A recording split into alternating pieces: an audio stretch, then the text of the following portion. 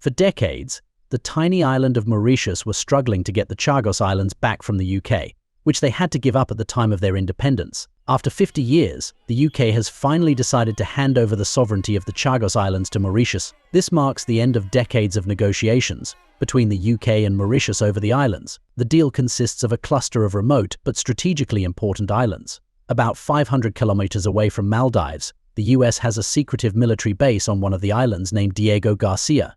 Rising diplomatic isolation, particularly from the UN and African nations, put pressure on the UK to give up on the islands. In 2019, ICJ presiding Judge Abdulkawi Ahmed Yusuf declared the detachment of the Chagos Islands from Mauritius a wrongful act.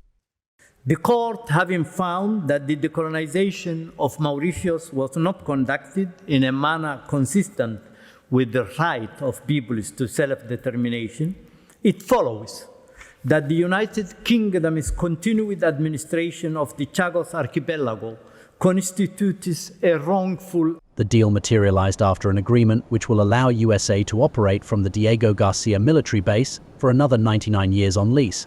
The deal will also allow the UK to curb illegal migration routes from the islands. In the 1960s and 70s, the Chagossians were forcibly displaced for the military base. Now, the deal talks about their re-inhabitation, but they are divided between returning home or securing rights in the UK. Some human rights groups, like Human Rights Watch (HRW), argue that without proper inclusion of the Chagossians in negotiations, the deal continues colonial-era injustices. The main goal behind the deal for the UK is to strengthen its global alliance, especially with African nations, amid rising global concerns and challenges. Bureau Report, NewsX.